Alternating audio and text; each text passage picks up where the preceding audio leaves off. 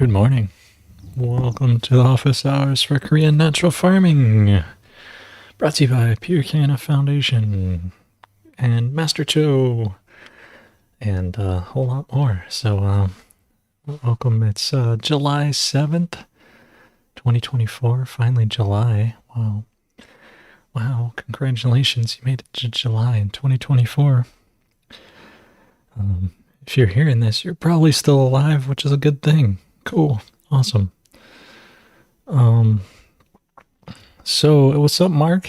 Good to see you, buddy. Always nice to have good friends and family here joining together to discuss higher topics and do greater things for the world and bring life to insanity to insanity. Or however you put it, I don't know what's going on, but it's good. Okay, so before we get into today's episode of Ask Anything About Korean Natural Farming, go deeper into topics, get into things, and if nothing else happens, we'll get into some adage. What's up, so? How's it, brethren? Let's start with a bit of higher wisdom, because we all know we need that. So today is the corners of the mouth, providing nourishment. Give proper nourishment to yourself and others. The image of this hexagram is that of an open mouth. It comes to remind us that the spiritual nourishment of our bodies and spirits is important and merits our conscientious attention.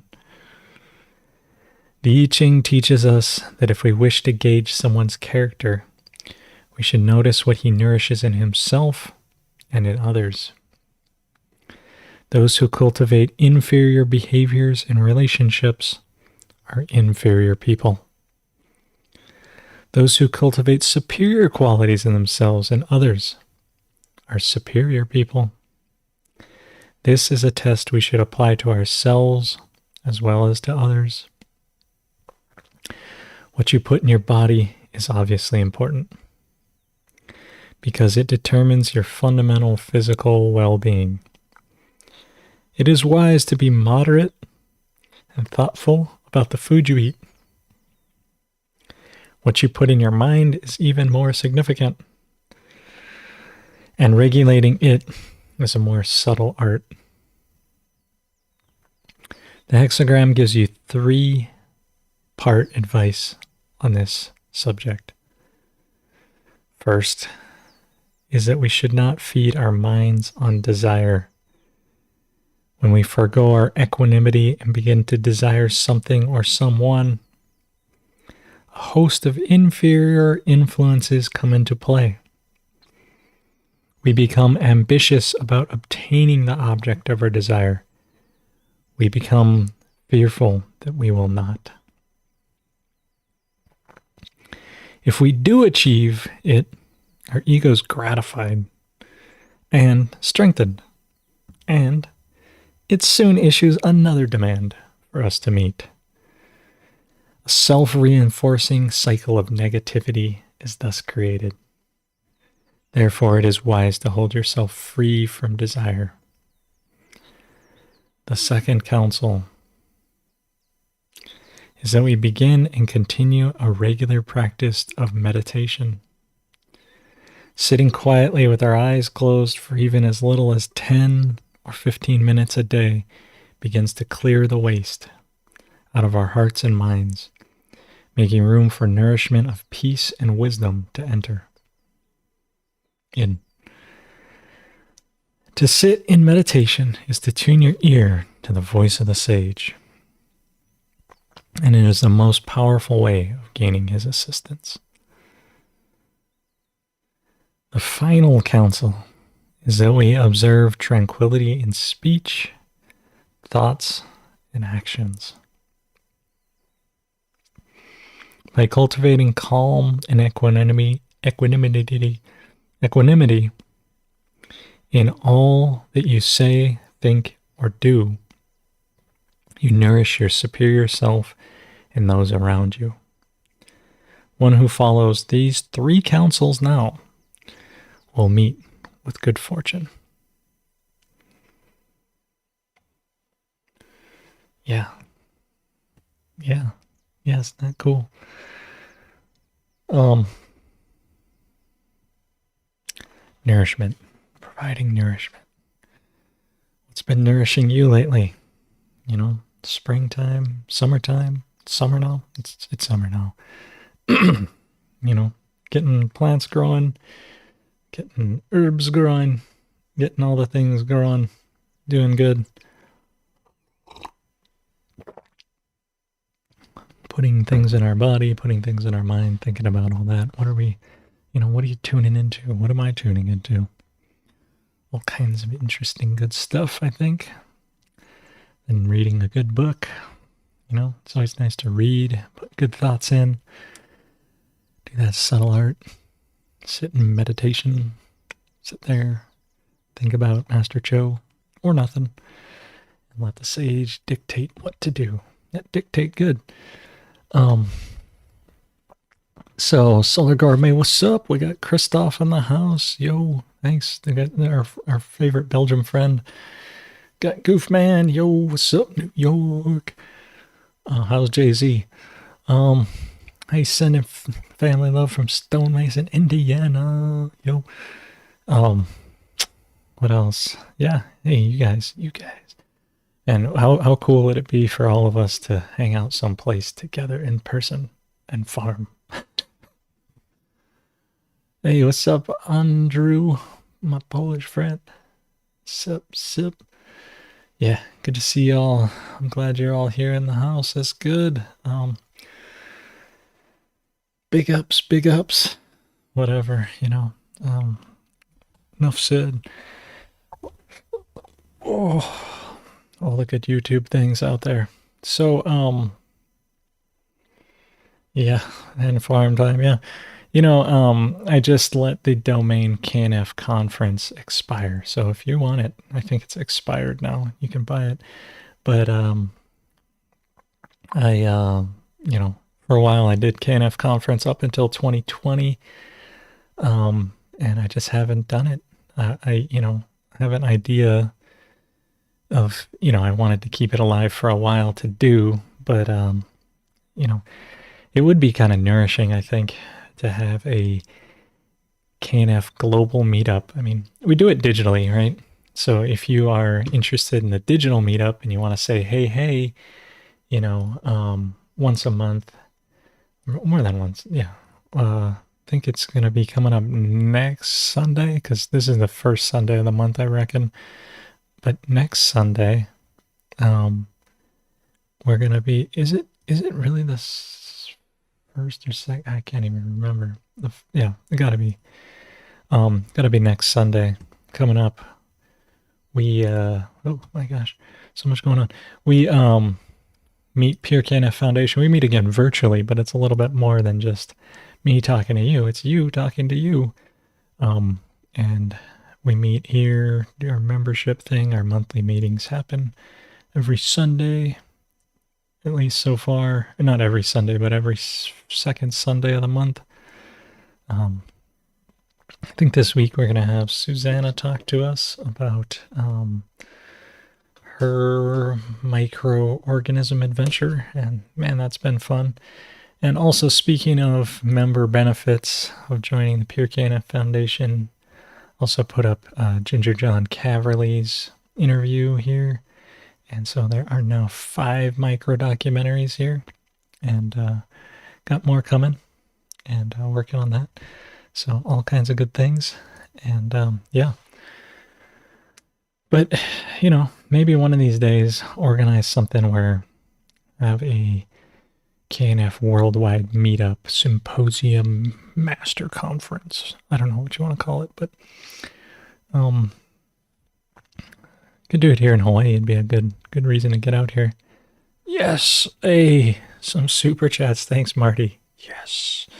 Cool, making it worth my time even more to be here. I appreciate it because I tell you what, gathering together with everybody, getting the nourishment like that, and having you get nourished this way and everything, it makes a difference. So I appreciate it.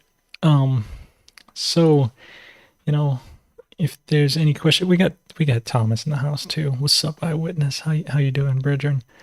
Hope every time I see those fungal things in the yard, I'm always thinking of you. Plus, I just graze the cows through the yard, so there's bound to be thousands of mycelial connections happening, and maybe they're fruiting bodies too.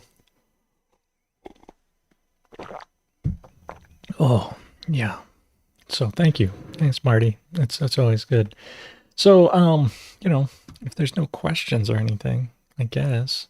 Oh, you know what? I did have a question that was emailed to me. Let me pull that up here and get to that here just real right quick. And this so, another thing, as I'm checking my email, I realize there are hard copies of the book available right now. So let me pull that up too here and get that over here. Not this, not that. This one can go away.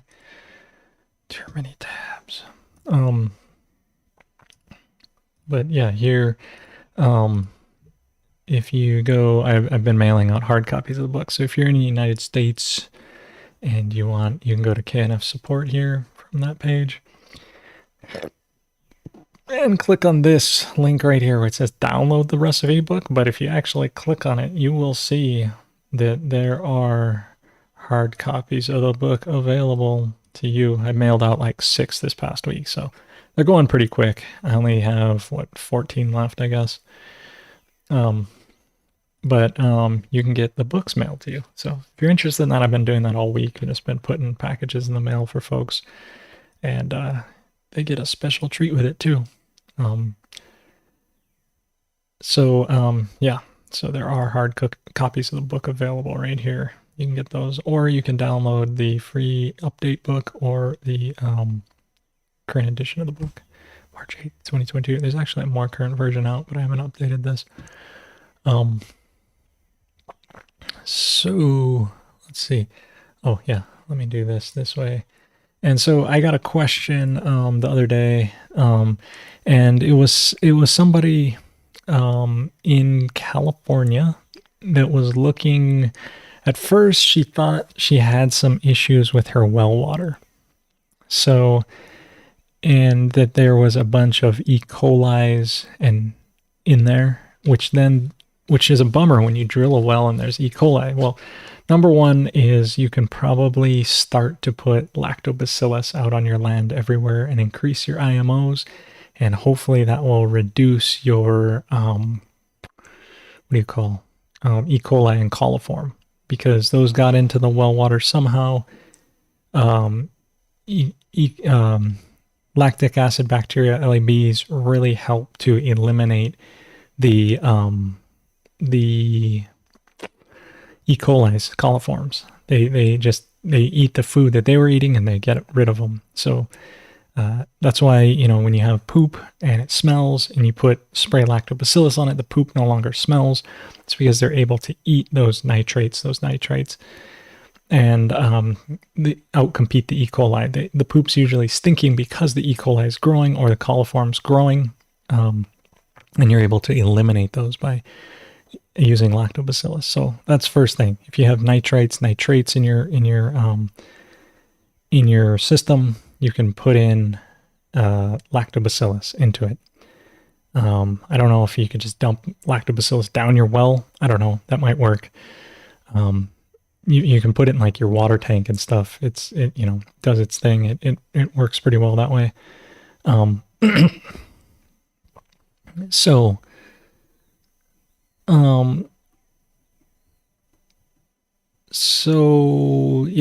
one of the solutions she was talking about is putting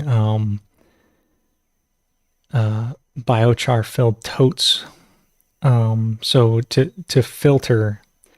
So a biochar filled tote would filter your water.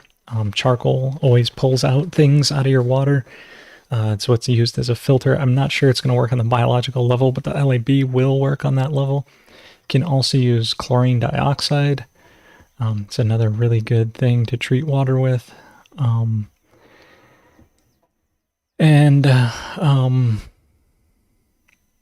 So But then she's been asking about, but then she emailed me back a bit later, and sorry I didn't get to this until then because, I was going to answer it here in the office hours. So it says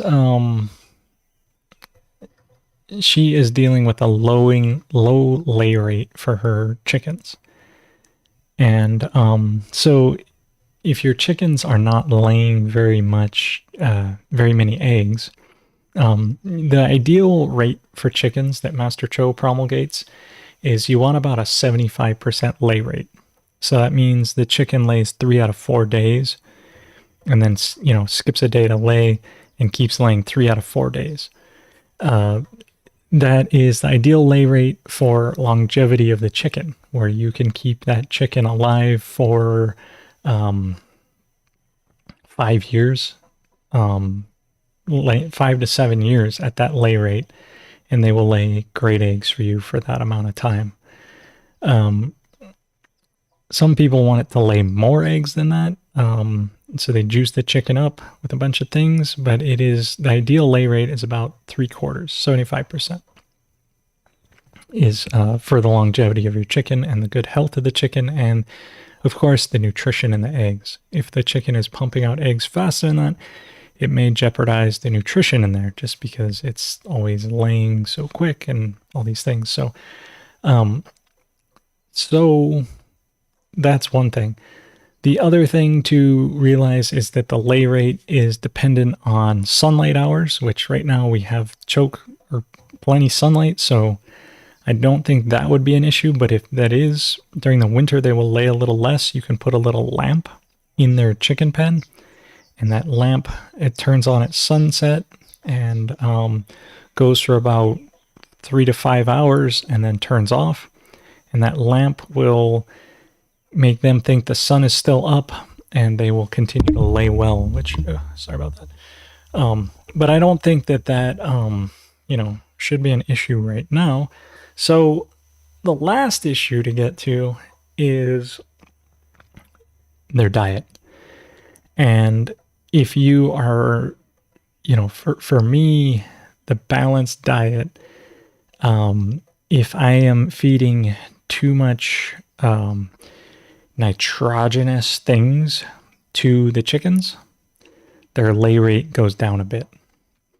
You can think of it like the plants. Like if I put KNF fuel, the fish aminos on the plants, they're going to grow leaves and grow. They're not going to go into the reproductive fruiting period. And so if your food is too nitrogenous, it's good, but it's not good for laying eggs all the time. It's good for growth of the chicken, but it kind of pushes it into like a vegetative period, which is not into its reproductive period. So you can change your natural farming solutions to be more calcium rich and more phosphorus rich. So feeding them more wild grasses will help to push that over. Instead of being so nitrogenous, it'll push them where they can eat just more forage. First off, it's cheap, and second off, it'll help them lay a bit better. And you can also put the calcium phosphates in their feed, and I recommend fermenting their feed. I do it, we here on the farm do it about 24 hours ahead. So what I'm feeding them today was made yesterday. Today I'm going to make tomorrow's food, and I always let it ferment before it's being fed to them. So I add in I add basically the maintenance solution. So they're getting food, medicine, cleanser, and structure. And the food is just extra supplemental nutrition, helps the microbes ferment their feed really well. In addition to the feed, right? I'm using KNF food. The medicine also helps the reproductive period. So those herbs, garlic, ginger, cinnamon, licorice, and angelica, all those herbs help promote reproductive activity. The cleanser is just good. Any animal, there's a lot of research on feeding brown rice vinegar, apple cider vinegar, fruit vinegars, to livestock and having great results in numerous ways. Their health, their immune system, their ability to digest food, all these things, makes their crop smell less because they have a higher digestibility index, a bunch of stuff like that. And then last, the structure is calcium phosphate, and it's made from the charred bones, and that really helps. I think I got a sneeze. Hang on one sec.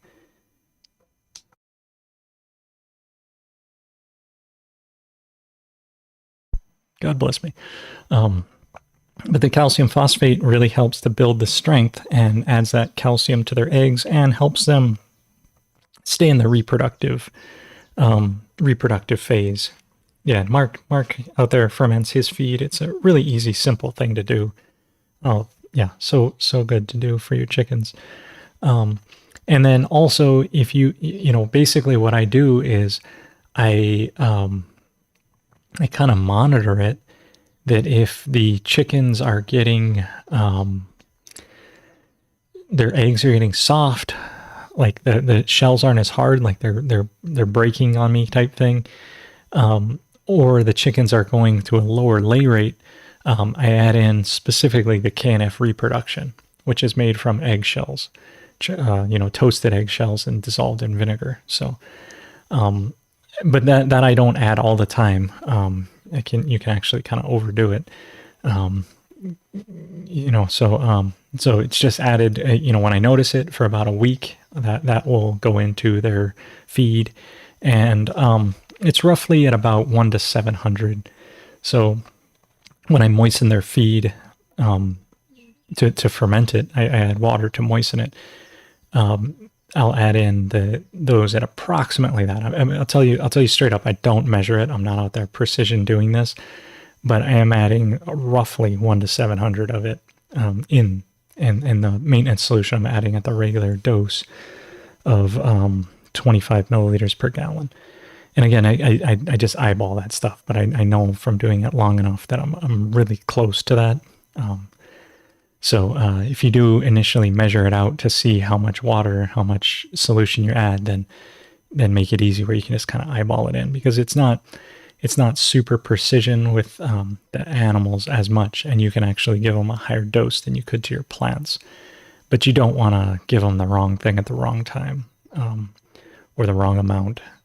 So do learn and see what that is and how those things work. So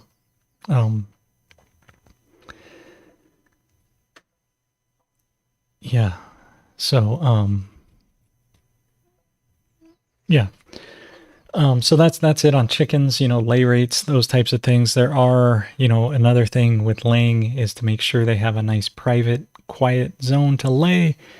The chickens may be laying elsewhere. I mean, I don't know, maybe if they're in a pen and you're not, obviously they have to lay somewhere in there, but you may be missing their nest. They may be laying somewhere else. So if you create a laying box, like you can see, I mean, on my channel, there's some, let's see here. I'm going to go look at this here. Let me go this tab over here and make a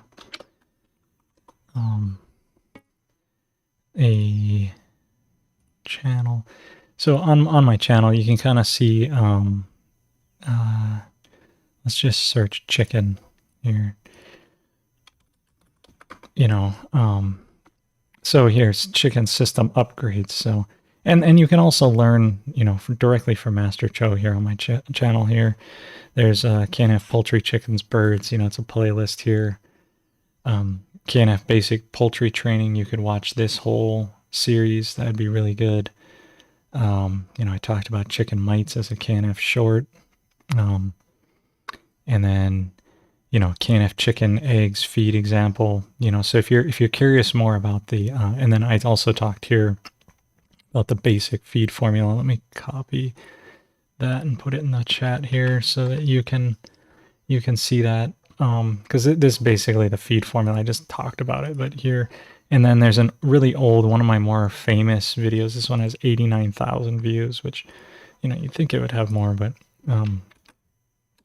this video as well, that's Kim Chang, rest in peace, talking about chicken feed workshop. But there's, if you just search my channel for chicken, you'll find there are tons of resources on chickens. It's one of the things I've been doing for so long. I love my chickens. And this one here too, feed development for poultry, although I believe this one's in Korean. But you can turn on the captions, I think. But yeah, the laying box, the laying box right there is in the thumbnail, is right behind me in that thumbnail. And making sure, like, that's the best laying box. People make these other ridiculous things. They buy ridiculous houses for their chickens. They think the chicken wants to live in some house like they do. It's absolutely ridiculous. The chicken truly wants to live in a system that looks like this, where, here I'm making a roost for them. Let's see here. Here's me looking in the laying box. So if you look at this, or start here. So the laying box, this is what they want to lay in. It has a curtain, so it blocks the light from them. Then they lay here in the back. They just sit in there all together. And there's wood chips or wood shavings in there. It kind of has this wall. They'll sit in there in the dark. They'll lay. They'll make nice nests. They won't squawk too loud. You can open and close it really easily. They're laying bars. I replaced this since then. That was a long time ago. And then, their feeders down there. So this is what chickens want to live in. They don't want to live in some stupid little Barbie house that people make for them. Sorry if you have a Barbie house and you put your chickens in there, but you'll find they'll be much happier if you don't put them in a Barbie house. Everyone puts them in a Barbie house. I don't know why. Chickens don't like those things. I'll just tell you. And then there's my baby chicken expansion pan over there. Oh my gosh, this area. This is such an old video. Things have changed so much since then. But you could watch this too if you want to hear what I'm talking about in my laying box. And look at those nice chickens over there. Oh, nice chickens. So anyway, yeah. So a lot about chickens, the floor, the systems. Here I put in the new laying roost room. This is what they, or not the laying roost, the sleeping roost. This is what they want to sleep on. They sleep on this. They really like that. They have their whole tiered order, all that. You can really look in. I talk a lot about chickens, and I love my chickens. Although these guys have since, a lot of these hens are still alive, but that rooster is no longer with us. He got aggressive, so he got hit with a golf club and eaten. That's what happens when you're aggressive. So anyway, lots about chickens. Good thing to look up. I hope Jenny tunes in, checks that out. So, and then Sal was saying here, there is a Dr. Duke. Dr. Duke. Let's see, Dr. Duke plant database. Okay. Yeah, so here, we'll go to this and see here.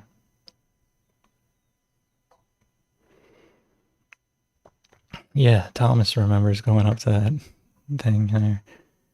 So let's see, here is ethnobotanical database, and let's look up comfrey. I don't know, Latin name. Let's just try this one. Uses tumor. Huh. So this tells you what they're good for or something? I don't know. Did we just go to this one? Tumor.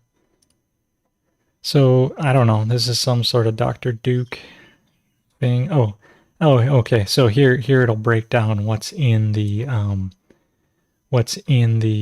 plant. So if you're looking at comfrey here, it'll tell you what's in there. This is kind of a cool, interesting resource. How much calcium and things are in there. The whole point, but I think this is what you're talking about, right? This is like the biochemical stuff in there. So one thing, this is good. It'll tell you what's in there, so you can see how different plants react to each other or differ from each other. But I would also just let you know that like it doesn't necessarily mean that that's bioavailable or absorbable. It could. Just because it's in the plant doesn't mean you can get it out of the plant and or transferred to another plant. Just as so, it's good to have a guide like this to know, if you're lacking aluminum, you could get comfrey and get aluminum, right? And parts per million here, but it doesn't necessarily mean you can get it out. Making the KNF food, the fermented plant juice recipe from this. Hey, thank you, super chats. Woo! Thank you. Oh, that's so great. It's got two super chats today. Feeling blessed. Thank you. Really appreciate it. So having, just because there's aluminum in there doesn't mean it's necessarily going to be water soluble or a way to get it out. Making a fermented plant juice, a KNF food from this, your odds of getting it out and making it bioavailable is much better. And there's 97 different chemicals in comfrey, apparently. And chemicals with activities is 64. And there's 448 activities in comfrey. So knowing what's in the plant, also just copying the characteristics and going a very simple thing. Sometimes I find that chemistry can be a dangerous thing to get into because you think you need this chemical or that chemical, but it turns out they're in compounds, and those compounds are very different than you think they are. And so just understanding, like, if this plant has this growth characteristic, I can use that, and odds are that there are these chemicals in there that are making that characteristic happen. But looking at it in a much more simplistic, like third grader type of way is perhaps more accurate than looking at it in a chemical way. Although I'm not saying use this resource if that's your jam and you want to look into it and find the chemicals and know that you're going to get this much aluminum because, aluminum is important, right? Without that, how would we drink Coke? Oh, glass bottles. I don't know. Anyway, what you put in your body is important, bro. So knowing what you put in your body is important, and if you're low in something, then I would say, yeah, this database is awesome. So thanks, Sal, for bringing this to our attention here. Dr. Duke's phytochemical ethnobotanical databases. This is kind of cool. So let's look up what else. Let's look up horsetail, equisym.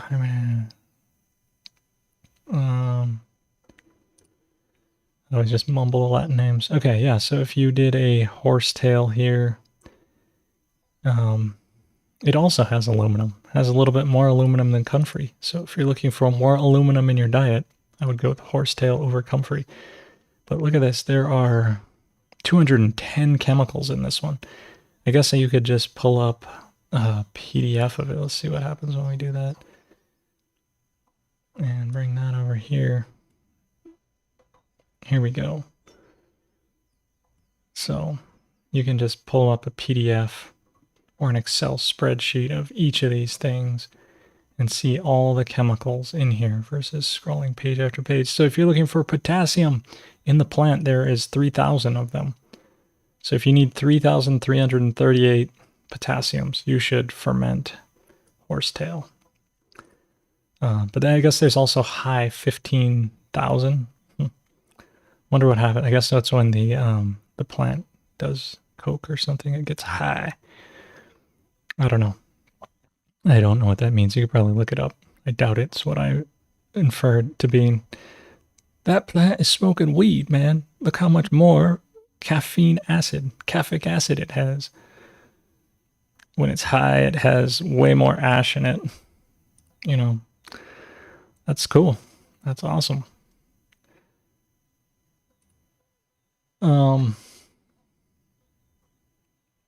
So yeah. Cool. What's up, Marcus? Good to see you. Do I know of any KNF poultry farmers who hatched eggs from his farm and used the chicks for another batch of production?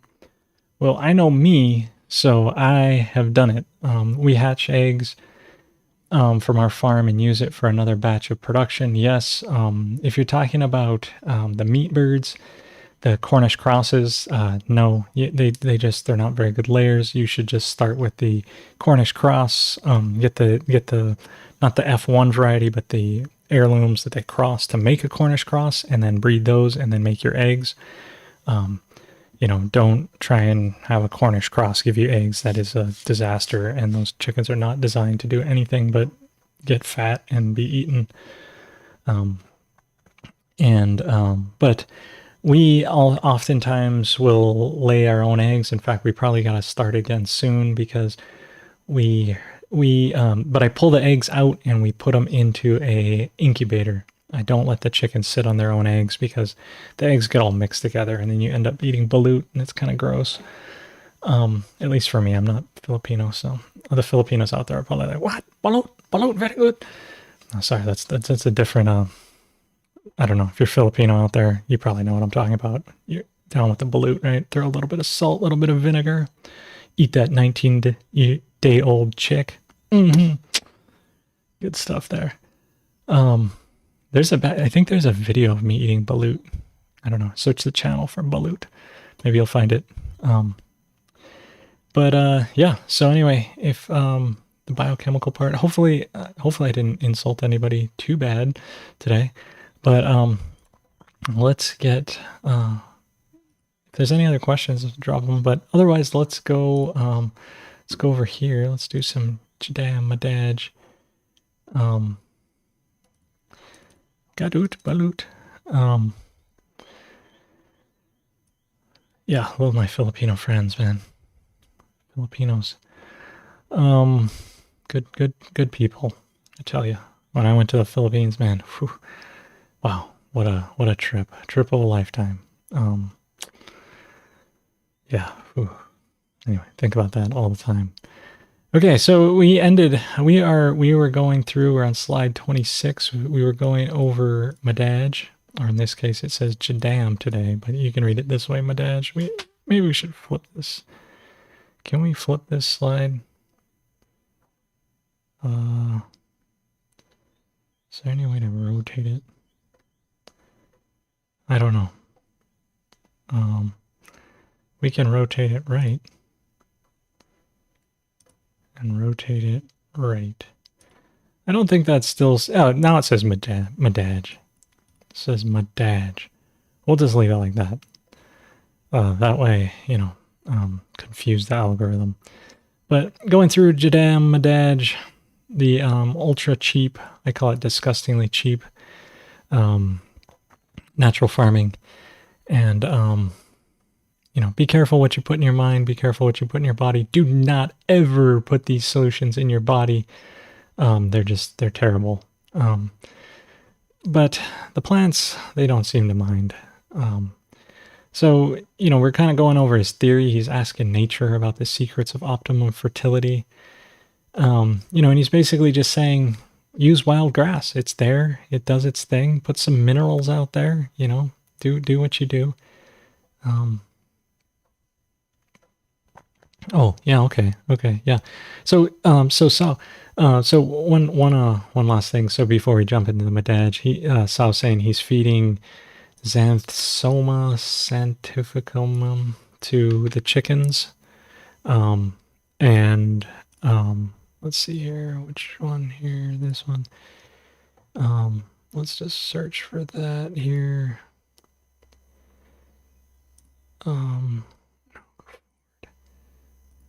Let's search for that. Let's just pull this up here. Xanthomum sanctificum, and this is Malanga, whatever this here. So he's feeding this. So one thing to do if you're feeding it is to, this is what it's good for. It's good for sores, polyps, medicine, cancer, burns, analeptic. Here we go. This is the what's in there. So if do ferment it. Do ferment it to make sure all these things are available. Just because it has certain things in there, like this iron, for instance, just because an animal eats it does not mean it's going to digest it. It just, But if you ferment it first, the digestibility index of everything goes way up. So I hope if you are fermenting your foods, and you're including plants like this one, which I'm unfamiliar with this, I might know it by a different name. But yeah, I highly suggest throwing in all kinds of wild grasses and these things to make it better. So yeah.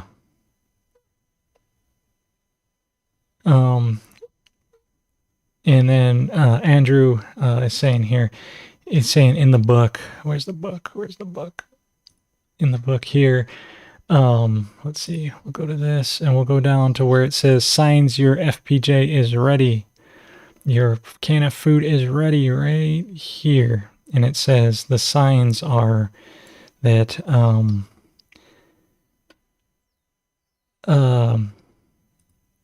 smell will change, the fresh plant material from sweeter, it has a slight alcoholic smell, or mold will develop on the surface when the fermentation is complete. So what I'm talking about is like white wispy hairs popping here. And he's saying, is the mold bad for me? No. Well, first off, use at your own risk, because I'll just say that, and don't try this at home, even though, whatever. That's just for my disclaimers, but in my experience, white wispies are just totally fine. There's a lot of different microorganism growths that you will see out in the world, and very few of them are harmful to humans. And so you're probably actually fairly easy to eat that. And it's just white wispy stuff. You don't want to eat it if there's red or black molds on there, significant deep stuff, and you're just going to pour off the liquid. So you're not eating the top where the mold occurs. And so no, molds are not bad for your health. Very, very few of them are. So, but don't take that as medical advice. Consult your doctor. They're going to tell you to drink bleach, whatever, or inject yourself. Talk to your doctor. They'll tell you to take the kill shot. Oh yeah, and get a booster. Oh god, watch out for your doctors. And elephant ear. Okay, yeah. So okay, cool. Well, you guys waited till we got to the Madaj topic to ask a bunch of questions, so it's cool. We'll answer these first. So yeah, this white wispy mold's not bad for your health at all. But your mileage may vary, so I'll just leave it at that. Yeah, and Goof says, from what I've learned, the white molds on ferments are forms of yeast. Yeah.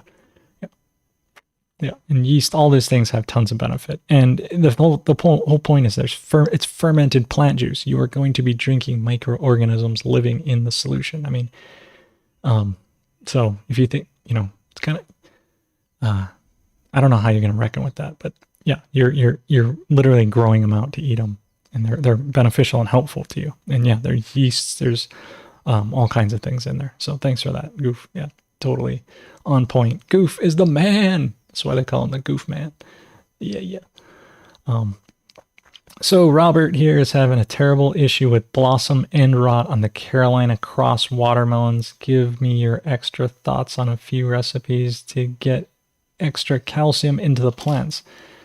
Extra calcium into the plants, there's really, the solution here is the KNF reproduction here. This solution here, KNF reproduction. This is your solution you're looking for to get more calcium in. But you are also having a mineralization issue if you're having blossom rot. So not only are you make this recipe right here, dissolve the cooked eggshells, the vinegar, watch out for it overflowing. But then you will have this solution 3 to 5 days. You then put that on at the recommended rates here in the chart, where it talks about reproduction. So using this solution here, where you're adding reproduction at 1 to 1,000, but you are also including minerals. So that is seawater, sea salt. So at 1 to 25, and in combination of just these, you will help with that. But then you probably want to do this whole column here of the food, cleanser, medicine, structure, fuel, minerals, and reproduction at that rate here for the fruit solution there. and that will solve your problem. So most likely, I'm not promising this, but I'm saying it'll probably go away. It's a balance there. Yeah, Goof's the man. Give him all the credit, man. He knows what's up. Goof is the man. So yeah, so including minerals. If you're having rot type of stuff happening, it is usually a lack of minerals, and it's usually one of these trace minerals. But the cool thing about this is every single element is in seawater. So if you get sea salt, you reconstitute it following these recipes, or you just get seawater. If you're near the ocean, go grab it, and then you can put those. So the best combo is the reproduction plus the minerals. These two recipes. That's why they're right next to each other in the book, and that will help with those. And then there's other numerous ways to do that, but that if you haven't done that yet, then start there. That's the starting point. So so with that, we'll go back. We'll do some Madaj time. It's Madaj time. Yeah, it's Madaj time.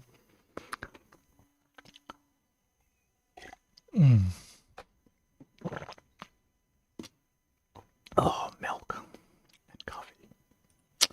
So Madaj time. Madaj time. Ask nature about the optimal secrets of fertility. So basically, I mean, the whole, one of the things, either this disgustingly cheap KNF, which is, Young Song's Cho's version of it, or Master Cho's version of it. The basic idea is we're just copying nature. We're not doing anything outside of that. We're just making optimal naturic recipes. I'm not even sure that's a word, but if they say spagyrics is a word, naturic's a word too, right? We'll go with that. So, so ask nature, just copy nature. I think this is a fairly poor translation, but that's okay.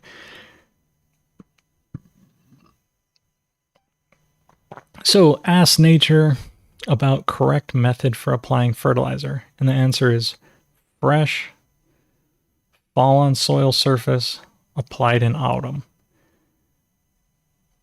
So the idea is that one of the best things to do is, so it doesn't necessarily apply here in Hawaii, right? Because things are going all the time, dying all the time, just growing all the time. But in America, or in places where you have more, or excuse me, let me just say outside of the tropics, because that'll just cover both sides of the hemispheres and not be continent specific. But it's more has to do with latitudes. But outside the tropics, this is especially important. You what you want to build fertility, well then apply as much of the leaves as you can gather from all over in autumn. Let your plants go through their dormant season, your soil go through the dormant season with all the leaf material you can gather around there, and put drench a whole bunch of the microbial solution on there before it goes into the dormant winter. And then the next year you will come back and you will have all those microbes eating all those leaves, and you will have the world's best garden bed to get into.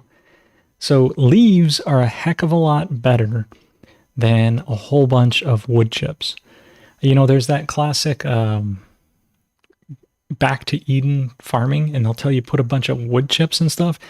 In Hawaii, the wood chips would work pretty well. In the tropics, the wood chips would work pretty well. But I tell you what, the leaves have a whole different nutritional set, and the leaves are going to make your best soil. Your best soil is going to come from ramial wood and leaves. Wood chips are not going to build the world's best soil. For me, it's okay. Things decompose here so fast. Wood chips are actually pretty good. But anywhere else, it's the ramial wood and the leaves that you really want to be using. And if you apply this in your fall season, your next season will be amazing. You can just pile it on there fresh. As soon as the leaves fall, you just pile them all on there. I mean, I know they kind of, desiccate before they hit the ground, but this is the way to do it. So if it's not autumn, you can do it whenever, right? But this is the best way, because you're copying nature. It's like, that makes sense. Why is it the best way? It is just the best way.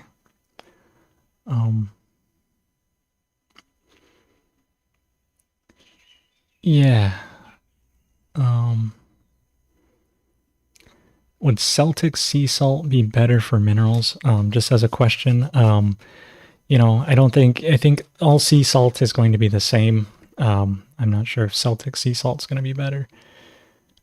They should all have the same amount of nutrients in there. Yeah, in the more ramial wood chips you can put down, the better. Um,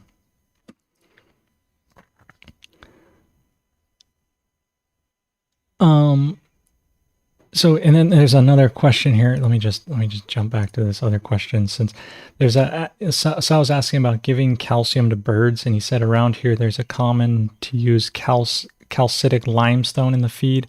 I was wondering if it would be possible to use something like wood ash as a source of calcium.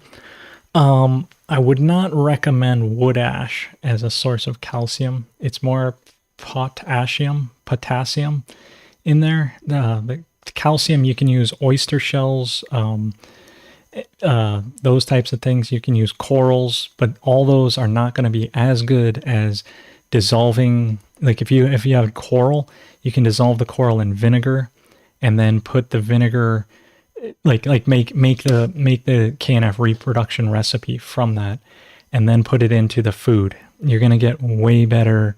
Um, you're gonna get way better results if you um, dissolve the calcium first. Just supplementing. There's actually like if you research through my through the KNF chicken stuff, that you'll find there's this like alternative feed thing, which is like oyster shells plus diatomaceous earth plus red dirt plus IMO4 that they can eat. And anyway, you'll find there's a specific supplement for giving them a calcium supplement. But maybe I should just do a whole episode on chickens. I don't know. Chickens seem to be pretty famous here. Should probably capitalize on that a little bit better. Um, so so anyway, back to this. I and others are one, right? This is like the classic hippie thing to say. This concept entails thinking of myself and others, my life and others' lives as one. Our bodies and soil are one. So even though you're over there watching me through YouTube, we're actually the same.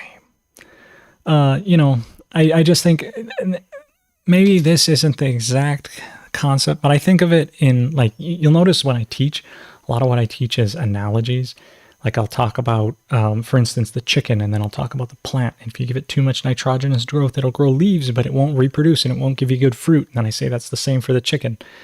I think that's the concept he's getting at here, is that it's really simple, basic, like elementary school understanding. You don't need these higher chemical concepts or these things. You just got to think of it as it's all the same.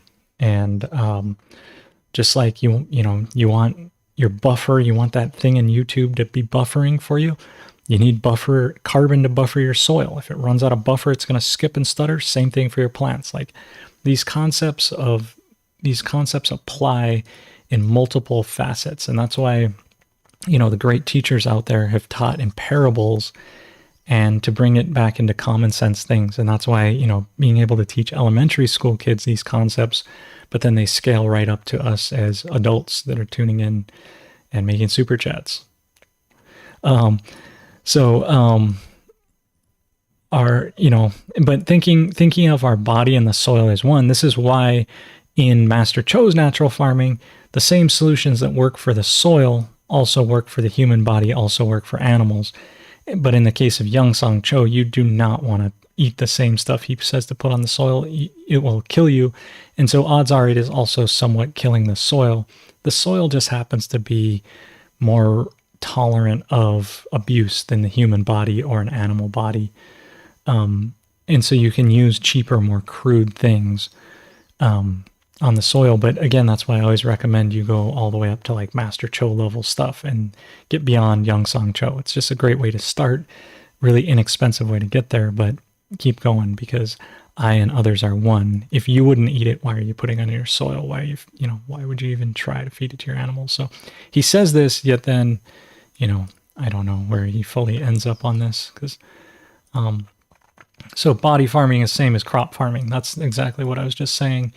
You know, if it works for the soil, it should work for our body. If it works for our body, it should work for the soil. If it works for the plants, all these concepts are the same.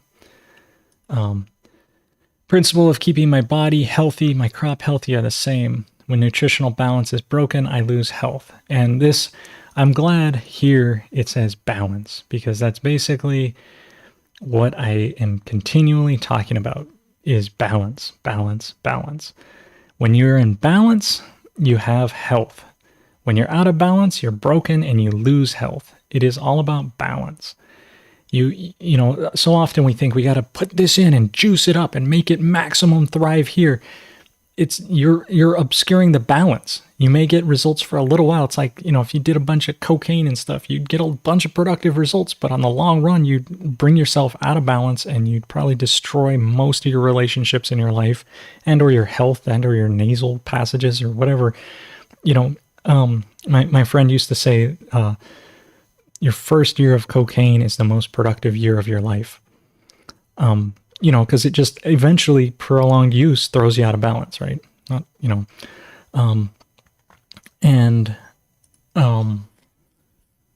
so bringing yourself into balance, you may not, you know, be the best on something, but you're going to be the healthiest, most robust, most hard to tip over, you know, like, and balance is going to make you the most adaptable to anything in every changing situation. As the thing changes, you're in balance. You're always at this fulcrum point, right? Life's always changing, but you're balanced in the center, right? It goes up, it goes down, but you're always here, you know, staying in the best, most balanced point, and you don't have the extremes of the ups and downs at the edges. Whereas if you made the edge and it's up, then it's going to go down, then it's going to go up, it's going to go down. Look how much movement that is versus you stayed balanced and you're here and the life changes around you and you didn't move that much, right? So those ideas, that's always what I'm promulgating is balance. Oh, shoot. Why is it? Because I'm hitting the scroll wheel. The reason why my body gets sick and why the soil degraded are the same, right? It's the pharmaceutical companies. Nutritional imbalance and circulatory problem. Okay. So yeah, wrong fertilizer program and compacted soil layer. So yeah, these reasons, you know, we're not getting the right nutrients in our food, that's why we're sick. Our circulatory problems, I don't know what aids to that. I think just eating good balanced meals, nutrient dense things without poisons in them. Wrong fertilizer program, right? The food that, like, you know, I pick up bread to feed to the pigs from a distributor, and I read the ingredients on that, and the ingredients are like a short novel. And I read all these potassium, sodium carbonate, you know, whatever, I don't know, just like absorbic acid and stuff. I'm like, what is that doing for the nutrition of the plant? It's not, it's preservatives, and we're putting in all these things. And so it's like the wrong fertilizer in our soil, but also the wrong food going into our bodies. You know, what you eat is very important. What you put in your mind is even more important. So having the right stuff, and, you know, like if you make your own sourdough, what is it? It's flour and water, you know, and some microorganisms that make it rise. Like, super simple. You didn't have to have any of those other like potassium sorbate and all these wild things that are like a short novel. It's just like, you know, it's two ingredients that goes into a sourdough bread, plus time and effort and energy and an oven. But you can make bread right out of that. Healthy, nice, good stuff, full of microbes, already broken down, already, you know, more digestible, all those things. So the wrong, you know, when you say our bodies are the same as the crop, we're just on the wrong fertilizer program on all levels right now. You know, it's wild. People buy that stuff and eat it, and the pretzels and the chips. Oh, Takis that are like blue. What the hell is that? I don't know. I don't know why in your right mind you would ever buy blue Takis and eat those things. But, you know, people do. They're out there. Obviously, it is a commercial product that people are into. Might have to do with socioeconomic things. I don't know. But just making your own snack, like get a potato, get a little bit of macnut oil or something, fry that potato up, make some delicious French fries or something. So simple, so easy.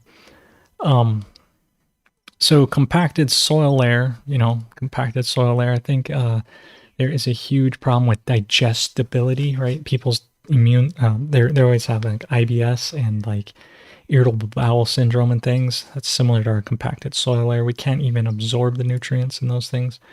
Wild. So, and then we'll end, well, we'll end with this concept actually. So we'll just get a preview of this one. Well, yeah. So the good and bad are one. Too much medicine is poison. Adequate amount of poison is medicine. So, yeah, this is the balance, right? If you have the right amount of things at the right time, right place, it's good. Too much at the wrong time, any one of those things upset, it kills you, right? Fried in oxen fat, even better. Yeah, lard and potatoes. Oh, match made in heaven. Pigs and potatoes. But if you are interested in this further, the good and the bad are one, and you made it this far, you would definitely be interested in this lesson here on the YouTube here. Let's go. So click on that channel below and go and, check out this here. The good and the bad are one. If you have not watched this video here, I'll link it in the chat so you can see. But if you haven't watched this, watch it for next week, because then we'll start on this. Yeah, everyone's in the Pig Potato Love Club. Pig Potato Love Club. That's a good one. But the good and the bad are one. This microbial theory, you start to look at this. This is my take on it, but basically I get to this point right here where, I'm talking about the good, the bad, the neutral, right? And this here microbial theory, a tiny drama, right? Soil microbes, good versus bad. If you're good, we're good, right? These neutral microbes, they want to be good. They want to hang out in a great soil. So I'd highly recommend you check this out. This just dropped it in the chat there. If you haven't watched this, if you have watched it, just go and hit that thumbs up button right here. And let's see if that changes from 576. Let's see if we can get up to like 900 likes by next week. See, maybe we could. But yeah, drop a like on that one. If you have watched it, go just visit. If you already watched it, just go visit and click that like button or the thumbs down if you really did. If you didn't like it and you're like, you suck, but hit that thumbs down button too. I'm always open to those. But yeah, hit this like button right here and see if so 576. I'm gonna write that number down. We'll see if it changes between this week and next week. There's a pen. I'll write down 576, and we'll see if that changes and how much support the office hours can get. So, yeah, learn about the good, the bad, the neutral, everything. And if you already know about the core solutions, you can just skip in and go to it. But it's also worth checking out the first 45 minutes too, and we talk all about this. So, yeah.